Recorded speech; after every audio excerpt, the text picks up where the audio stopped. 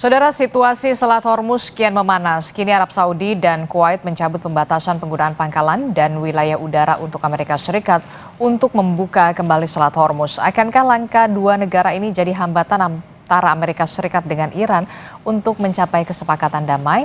Lalu bagaimana Iran bersikap untuk mengamankan Selat Hormuz? Kami akan membahasnya dengan sejumlah narasumber yang sudah hadir melalui sambungan daring.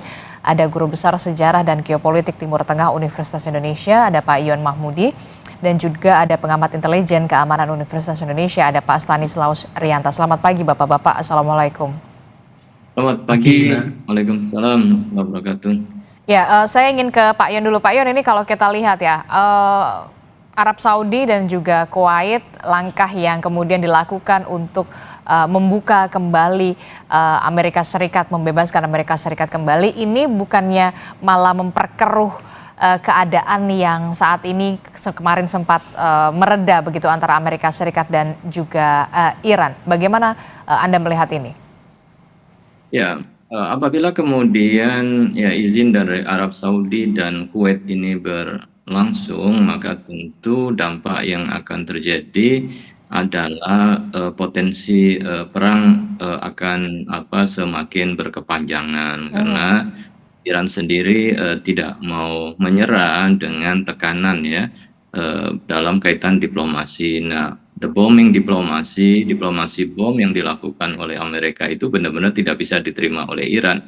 Iran tidak akan melakukan persetujuan di bawah tekanan. Maka tentu dalam hal ini akan menjadi hambatan terbesar bagi Iran karena itu dianggap bahwa Amerika melakukan negosiasi dan setiap negosiasi sedang berjalan on the table, di situ Amerika melakukan pengeboman. Dan saat ini kemudian kita lihat Saudi dan Kuwait yang awalnya pada operasi pertama Freedom Operation itu tidak mengizinkan, tetapi kemudian setelah itu dalam perdebatan yang sangat alot akhirnya diizinkan, ini akan berpotensi dalam eskalasi. Tapi tentu kita akan lihat sejauh mana izin itu, apakah hanya airspace yang digunakan atau juga militer untuk dipakai sebagai pangkalan Amerika, pasukan dan juga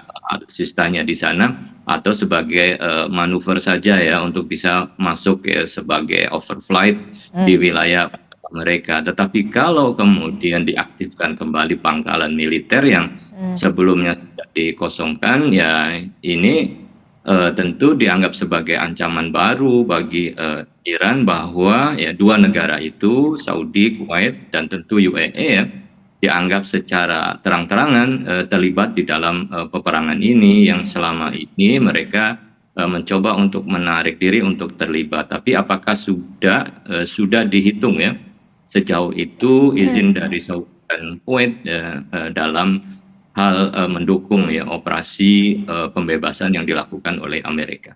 Oke, jadi apa yang sebenarnya menjadi pertimbangan kalau dari kacamata Anda ya Pak Yon? Apa yang menjadi pertimbangan kemudian Arab Saudi dan juga Kuwait ini akhirnya mau membuka kembali pangkalan militer mereka untuk Amerika Serikat? Kalau menurut Anda, hal yang paling krusial yang menjadi pertimbangan dari kedua negara ini? Dari pihak Amerika kan mengatakan bahwa ini adalah operasi terbatas military operation, bukan perang sebagai upaya, dan diyakinkan bahwa dengan operasi ini Iran akan mau menandatangani perjanjian yang sudah ditawarkan oleh Amerika. Tapi kan ketika melihat respon dari Iran nampaknya ini sebagai ganjalan utama bahwa Iran tidak mau ditekan dengan melalui operasi militer itu yang dipandang sebagai pelanggaran terhadap gencatan senjata yang disepakati walaupun Amerika hanya mengatakan itu sebagai operasi militer terbatas dan Arab Saudi Kuwait mengizinkan guna untuk mendukung jalannya perundingan. Tapi pertanyaannya, apakah kemudian perundingan itu bisa terlaksana dengan baik di tengah-tengah tekanan operasi militer itu? Dan Arab Saudi pasti juga berpikir tidak akan mengizinkan apabila eskalasi berkelanjutan dalam hal penggunaan wilayah mereka untuk operasi yang dilakukan oleh Amerika. Oke, kalau dari kacamata Pak Stanislaus selaku pengamat intelijen dan keamanan dari Universitas Indonesia, Pak Stanis, apa sebenarnya strategi yang sedang dimainkan oleh Amerika Serikat? Beberapa hari lalu mengatakan operasi militer sudah dihentikan, Epic Fury, kemudian kok ndelalah Amerika Serikat menyerang kapal tanker milik Iran, termasuk juga dukungan yang saat ini dilakukan oleh Arab Saudi dan juga Kuwait. Strategi apa yang saat ini tengah dimainkan oleh Amerika Serikat? Saya justru melihat bukan di perangnya, tapi di internal Amerikanya. Jadi tekanan dari masyarakat, terutama terkait tekanan politik, tekanan ekonomi, bahkan beberapa dari pihak Amerika mengatakan perang ini sangat mahal biayanya, kemudian dampaknya tidak seberapa. Ini mengakibatkan Trump harus tetap menjaga suasana perang dan meyakinkan bahwa Trump itu pemenang. Ini kan dia exit strategi Trump untuk meninggalkan Iran, terutama nanti menghadapi pemilu sela juga harus ada banyak prestasi yang ditunjukkan kepada masyarakat. Makanya Trump ingin menunjukkan bahwa perang belum selesai, permusuhan tetap terjadi dan dia menang. Padahal kalau kita melihat sebenarnya Amerika sudah 2 bulan ini belum berhasil mengalahkan Iran. Iran tidak kalah karena terbukti masih bisa melakukan perlawanan. Dan dengan menjaga situasi itu, maka Amerika ingin melibatkan pihak lain supaya tetap menjaga suasana ini dan supaya tidak dianggap kalah. Jadi ini nampak lebih banyak dari faktor internal Amerika sendiri sehingga Trump tetap menjaga suasana di Hormuz tetap panas sebenarnya. Oke, tapi yang justru bukannya sebaliknya ya, ketika memang Amerika Serikat dalam hal ini adalah Trump menjaga Hormuz tetap panas untuk menunjukkan bahwa perang ini belum selesai, kemudian Amerika Serikat masih punya kekuatan, tapi di sisi lain di internal Amerika Serikat sendiri justru ini bukannya menjadi backfire terhadap Presiden Donald Trump dengan reputasinya yang justru semakin tergerus.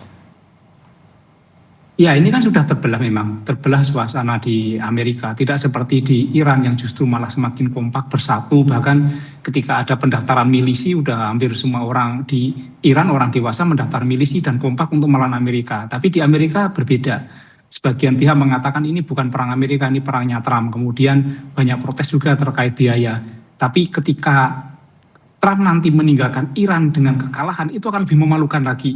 Karena biaya sudah sangat besar, kemudian sudah berhari-hari tidak bisa mengalahkan Iran, maka tetap Trump berupaya agar dalam perundingan ini harus dimenangkan oleh Amerika. Jadi beberapa pasal-pasal yang diajukan Iran itu tidak boleh terlalu memenangkan Iran, tapi juga tidak boleh mengalahkan Amerika. Jadi Amerika melakukan tekanan-tekanan, termasuk dengan melakukan upaya bom dan lain-lain. Jadi menjaga Hormuz tetap panas ini salah satu strategi Amerika supaya tidak kalah di mata publik di Amerika.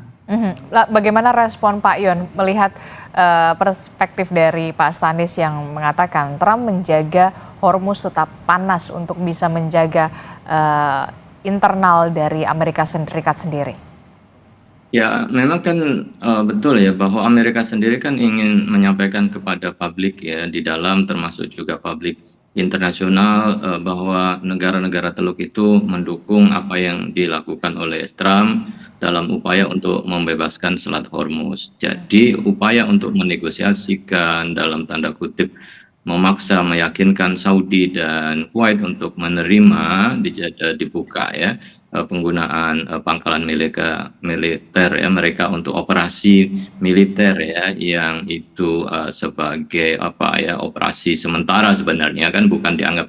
Trump juga mengatakan ini bukan perang, ini kan hanya operasi militer untuk kemudian memberikan tekanan kepada Iran. Nah, dalam hal ini juga kita bisa membaca tentu Saudi dan Kuwait juga punya strategi ya, tidak mudah begitu diseret oleh Amerika. Bisa saja permintaan Trump ini dalam hal permintaan terakhir lah, begitu ya.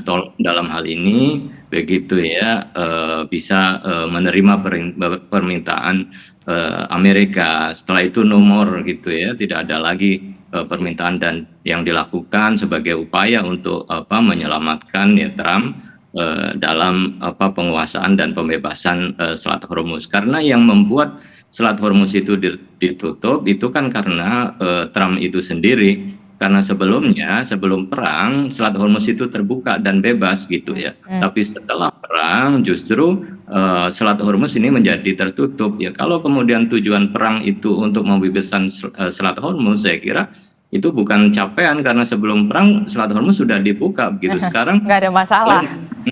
ya, sebagai apa kreditnya Selat Hormuz sudah dibuka dan bebas. Saya kira kan ini jauh dari esensi kemenangan perang yang digaungkan ya Amerika dan juga Israel di awal-awal perang. Saya menganggap ya bisa saja permintaan ke Arab Saudi dan Kuwait itu sebagai permintaan terakhir lah dari Trump sebagai negara bersahabat, tolong untuk hal ini ya bisa dipenuhi dan dia berjanji saya kira tidak akan mengarah kepada perang yang lebih besar. Oke, jadi Anda melihat ini merupakan permintaan terakhir lah, nomor lagi lah Trump soal ini begitu ya. Nah, bagaimana kalau menurut Pak Stanis?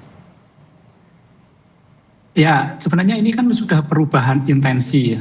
Sejak pertama kali perang kan Amerika isunya adalah nuklir, uranium. Tetapi ketika sudah mulai masuk ke minggu kedua, minggu ketiga, sekarang sudah berpindah ke Selat Hormuz. Sekarang isunya sudah bukan uranium lagi, tetapi sudah masalah Selat Hormuz yang mengganggu ekonomi dunia dan lain-lain ini. Amerika nampak bahwa perang ini tidak jelas. Perang yang tujuannya tidak jelas, maka hasilnya juga tidak akan jelas. Maka dia ingin membuat ini semakin jelas, maka dengan mengajak beberapa negara, kemudian dia juga perjanjian-perjanjian ini diatur seenaknya Amerika, tidak mengakomodir kepentingannya Iran, ini nampak semakin tidak jelas. Tapi ini melihat bahwa sebenarnya kalau kita melihat ini semua secara lengkap, ya sebenarnya Amerika kalah atau Amerika tidak bisa mengalahkan Iran. Dan ini membuat malu Trump, maka segala upaya akan dilakukan Trump supaya dia tidak malu. Ini kan penting sekali menjaga citra Trump supaya di pemilu setelah kemarin tidak kerepotan, apalagi Trump juga ada kasus yang ini sangat merepotkan dia, maka menjaga situasi tetap panas, isunya tetap dia menang perang, itu kan penting bagi Trump.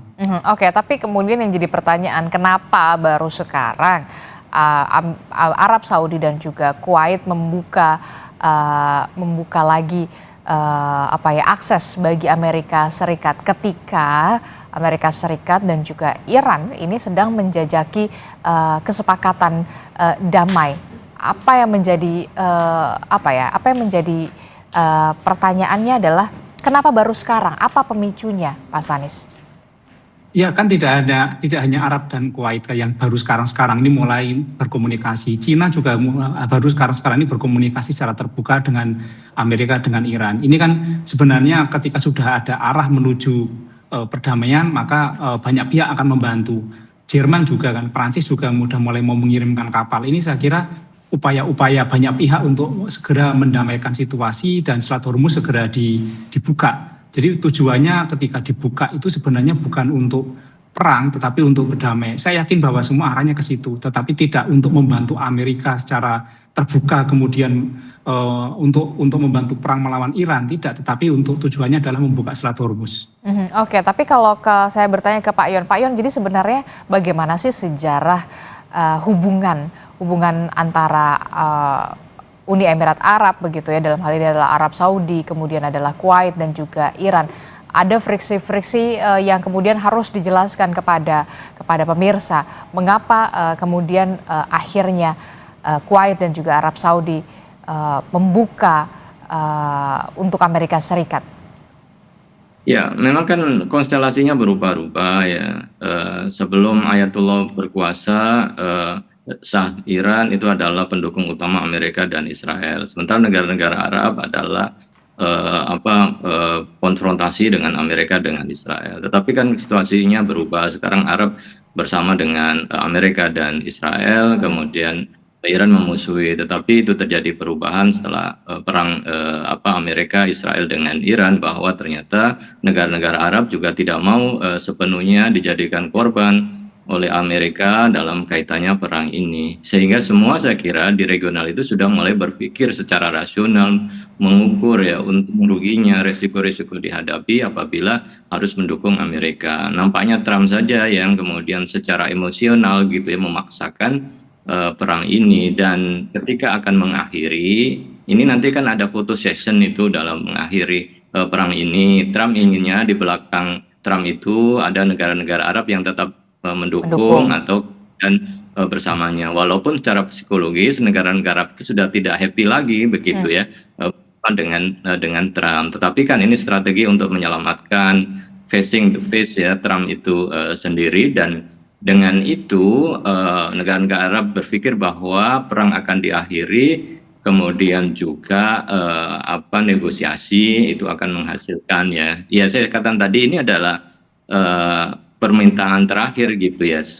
Trump mungkin dengan mengatakan please gitu ya, saya berjanji bahwa ini terakhir dan semua akan baik saja, Hormuz akan dibuka kembali. Saya kira itu, tapi kalau mengajak untuk berperang pasti akan ditolak oleh negara-negara Arab. Oke, termasuk juga apa yang disampaikan oleh pihak Iran kalau memang perang ini perang yang dipaksakan. Itu artinya Kuwait dan juga Arab Saudi juga terpaksa. Menurut Anda seperti itu?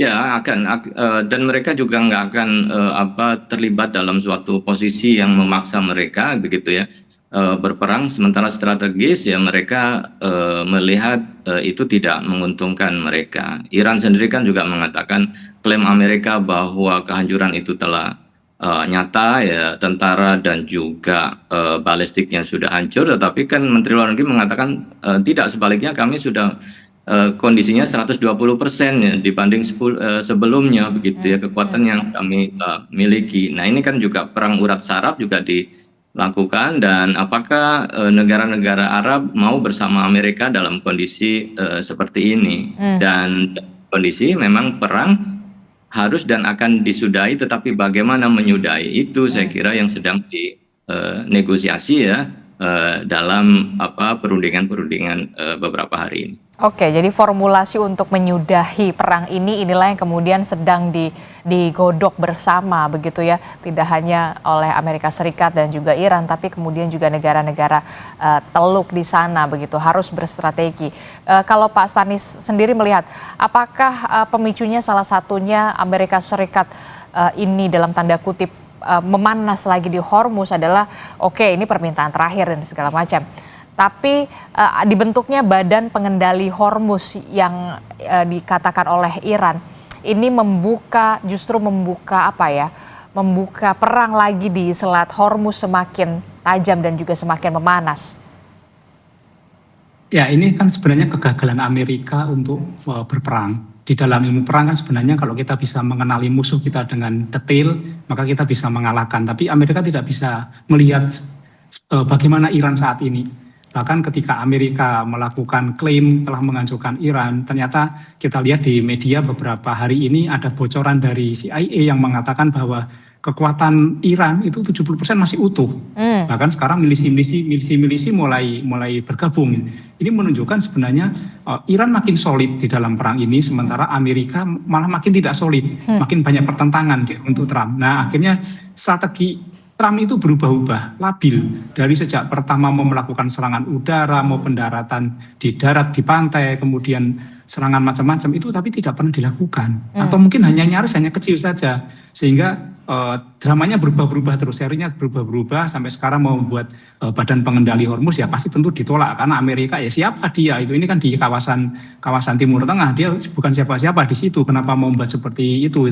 Dan pasti akan banyak ditentang. Jadi saya kira ini drama-drama ini sebenarnya adalah bentuk ketidakkonsistenan Trump atau bentuk kepanikan Trump yang tidak bisa mengalahkan Iran. Oke, jadi ya kalau kita lihat memang dari awal perang ini dilakukan terlihat sekali inkonsistensi dari seorang pemimpin negara Amerika Serikat Donald Trump begitu ya untuk bisa melakukan penyerangan ke Iran. Tapi terakhir yang ingin saya tanyakan adalah soal formulasi apa sebenarnya yang bisa diterima oleh Amerika Serikat dan juga Iran untuk bisa secepatnya mencapai kata sepakat yang paling realistis menurut Anda, Pak Stanis? Ya, Amerika tentu ingin mengatakan bahwa dia bisa menang. Dia menang, kemudian Iran mengibarkan bendera putih, dan ini tidak bisa terjadi. Saya yakin Iran adalah negara dengan ideologi yang kuat dan siap untuk perang, jadi tidak mungkin mengibarkan bendera putih, mendingan mereka gugur dalam peperangan daripada menyerah. Jadi ini sangat sulit. Saya kira nanti jalan terbaiknya adalah sama-sama menghentikan perang, kemudian jeda tanpa batas waktu, kemudian semua saling mengklaim menang, itu yang akan terjadi saya kira. Kalau Pak Yon, bagaimana pandangan Anda Pak Yon, formulasi yang menurut Anda paling realistis saat ini bisa dijalankan oleh Amerika Serikat, tapi juga bisa diterima oleh Iran? Ya, tentu kan pilihannya adalah yang pertama, pilihan perang tidak lagi menjadi sesuatu yang diminati baik oleh Amerika atau Iran itu sendiri. Maka negosiasi menuju perdamaian itu yang kemudian sedang dikejar. Nah, bagaimana kedua-duanya bisa mencapai win-win solution bahwa Amerika juga tidak disebut sebagai the loser, Iran juga ya.